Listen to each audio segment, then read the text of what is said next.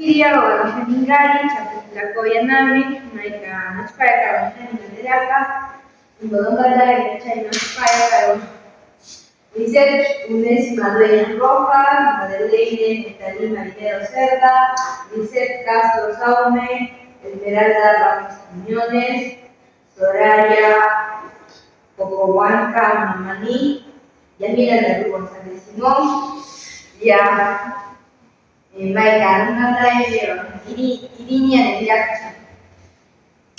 Ahora, voy a presentar esto de la asignatura de tecnología y se trata Sasachacuy Tiempo, los años difíciles. Ya voy a leer esta parte, lo que dice todo. Época difícil en quechua. Expresa sufrimiento colectivo. El capítulo da voz a comuneros que vivieron la violencia directamente. Se presenta una visión no oficial del conflicto armado desde las bases rurales. Dios caiga. Hemos visto lo que nuestros vecinos pueden hacer. Testimonio Wanda 2000. Objetivos del capítulo. Examinar cómo se vivió el conflicto armado en 7 comunidades de Ayacucho, identificar diferencias entre la zona norte, más organizada y reactiva, y la centro-sur, más leal a SL. Explorar el nexo entre violencia, salud mental, justicia comunal y procesos de reconciliación. No es nuestra intención ofrecer una historia regional detallada, más bien queremos rastrear trayectorias distintas. División de Ayacucho, zonas del estudio. Como podemos ver aquí, voy a seguir leyendo. Ya, zona norte, Huanta, Huamanga, La Mar. Alta violencia, más víctimas, pero mejor proceso de reconstrucción y retorno. Zona centro-sur, Víctor Fajardo, Cagallo, Vilcashuama, menor intensidad, pero heridas más profundas, más resentimiento contra el Estado. Estas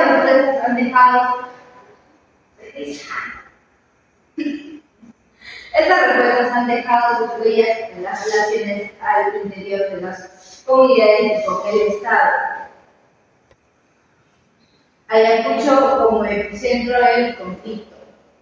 Sendero Luminoso definió a Ayacucho como la cuna de la revolución y lo dice Ismael Guzmán. Departamentos afectados como Ayacucho, Apurímac, Huancavelica, regiones más pobres del país. Las desigualdades estructurales y luchas comunales se intensificaron con la guerra. Las diferencias entre campesinos generaban una compleja dinámica de antagonismo. Ahora le paso a mi compañera Esmeralda para que pueda explicar lo demás. Gracias. Continuamos con la exposición, entramos donde dice el origen del Sendero Luminoso. Nace en 1970 como expresión del Partido Comunista, bandera roja. Ismael Guzmán formó cuadros en la Universidad de Huamanga. Se promovía una visión maoísta, guerra prolongada, violencia codificada y PSP Sendero Luminoso surgió de sus docentes, trabajadores y del estamento estudiantil. ¿Puedes parar? ¿Quién va a poner? Primeras acciones del Sendero Luminoso. Sendero tomó el rol de juez de autoridad, juicios populares, castigos físicos y ejecuciones. Al inicio castigaban a videos de tonos violentos, corruptos, ganaron la simpatía. Luego el terror creció, afectando incluso a inocentes. Una bala en la cabeza a una cuchillada en el cuello para los delitos más graves. Zona Norte, Guanta.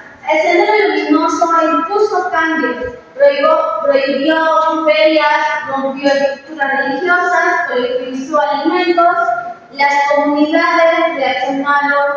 Guaychao asesinó a 7 senderistas en 1983, se aliaron con el ejército y formaron rondas campesinas. Esta fue la ley de común, toda la cosecha en un cuarto de compartir entre todos. Ingreso del ejército y violaciones. En 1983 el Estado declara emergencia, intervención militar. La Marina usó el estadio de Guanta como centro de tortura, caso de Cayacu Caique. CDR, el ejército incurrió en violaciones sistemáticas de derechos humanos. El país supo de las múltiples víctimas, revelando atrocidades cometidas por la Marina. En zona centro-sur, lealtad y violencia. Sendero tenía masa social, líderes locales, profesores, jóvenes del lugar. No hubo una ruptura clara como en el norte. Masacre de Apumalpa, 1985 y Cayala, 1988, perpetradas por el ejército. Cabecillas siguen viviendo en sus comunidades de origen. Relación con el Estado, más interacción, más frustración. En el centro no hubo una ruptura clara como en el norte. Masacre de Apumalpa, 1985 y Cayala, 1988, perpetradas por el ejército. Cabecillas siguen viviendo en sus comunidades de origen. Relación con el Estado, más interacción, más frustración. En el centro-sur hubo más denuncias memoriales, solicitudes de justicia. Sin embargo, el Estado no cumplió, testigos asesinados, fiscales amenazados. Resultado más destrucción y mayor distanciamiento emocional del Estado. Existe una historia de engaño entre estas autoridades y el aparato legal nacional. Memoria, identidad y reconciliación. Norte, memoria heroica. Defensores del Estado, vencedores. Centro-sur, identidad de víctimas del Estado, narrativa de abandono. Las memorias no solo son relatos, son estrategias psicológicas y políticas para reconstruir sentidos. Hay psicologías sociales, representativas tanto de los vencedores como de los vencidos. En conclusión, el capítulo nos muestra que el conflicto armado interno en Ayacucho no fue solo una lucha entre los estados y Sendero Luminoso, sino una guerra que dividió comunidades, familias y vecinos, generando una violencia entre prójimos. Las experiencias del norte y del centro-sur de Ayacucho son distintas, mientras que en el norte de algunas comunidades resistieron a Sendero y se aliaron con el ejército. En el centro-sur muchos mantuvieron vínculos más cercanos con el Sendero Luminoso, lo que generó diferencias profundas en las formas de recordar, sanar y buscar justicia. La memoria colectiva, la salud mental y la relación con el Estado siguen marcadas por el miedo, la decepción y las cicatrices emocionales que dejó la guerra. No basta con mirar los hechos violentos, sino que hay que entender cómo cada comunidad reconstruye su historia y enfrenta las heridas. Fue una guerra entre hermanos, una guerra entre gente que se conocía, que había vivido junta. En esta parte, la autora, que es Kimberly Treyton, busca testimonios orales de las 7 comunidades que en total las personas que entrevistó fueron 403 personas, entre ellos hombres, mujeres, niños y niñas. En esta parte tenemos el involucramiento emocional y ético. En esta parte la autora busca relacionarse tanto emocionalmente con los comuneros de Ayacucho, conociendo sus sufrimientos, sus pérdidas y la belleza que ellos sufrieron. Tenemos también la relación con la comunidad. En esa parte se reconoce que hablar de comunidad andina es hablar como algo armónico y conocer sus testimonios vividos durante este conflicto interno. Terminación y conclusión. En la 3, como en el enfoque metodológico, la investigación se basó en encuestas, guías y entrevistas rápidas. Bueno, optaron una presencia prolongada, como mínimo un mes en cada lugar, conversando de forma cercana humana y pacientes. Se usó un enfoque etnográfico, hermenéutico, buscando entender el significado profundo de las experiencias, no solo recolectar datos. La 4 tenemos dolor y memoria como eje de estudio. Las memorias compartidas no son fáciles de procesar ni para las comunidades ni para la investigadora. Hablar del dolor es una forma de pedir reconocimiento, de buscar justicia. Buenas noches, docentes. Soy estudiante de Psicoñas Rojas. Hoy voy a hablar sobre el capítulo 3. Bueno, a mi parecer yo entendí la descolonización de la salud mental. Una mirada crítica al trastorno por estrés traumático en el escucho. Exploremos cómo los modelos occidentales de salud mental a menudo fallan en comprender la complejidad del sufrimiento en contextos culturales distintos. El TFT, el trastorno de estrés postraumático, un modelo universal. Hoy vamos a hablar sobre la prioridad individual, disposición occidental, sufrimiento reducido. La prioridad individual. El TFT se enfoca en la psique individual, el razonamiento psíquico. Como saben, nosotros tenemos una forma de pensar psíquicamente, que es parte de nosotros, omitiendo el impacto del contexto sociopolítico y la definición espiritual del sufrimiento. Imposición occidental. Se le considera una imposición de un paradigma médico-psicológico occidental y no aplicable universalmente. Sufrimiento reducido. Reduce experiencias complejas a diagnósticos simplistas, perdiendo la riqueza cultural del dolor. Más allá del diagnóstico, el sufrimiento de muchos se revela la comunidad de generación de violencia política y cosmovisión andina. Y enfoque alternativo, hermenéutica y fenomenología. Entender el significado cultural, comprender los síntomas dentro de su marco cultural sin diagnósticos preconcebidos. Sanación local, explorar y validar las prácticas y formas de sanación propias de la comunidad. Perspectivas holísticas, abrazar la complejidad del ser humano en su entorno social y espiritual. Y cuestionando la investigación. La aplicación de instrumentos psicométricos occidentales en poblaciones no occidentales pueden generar resultados poco fiables y éticamente cuestionables.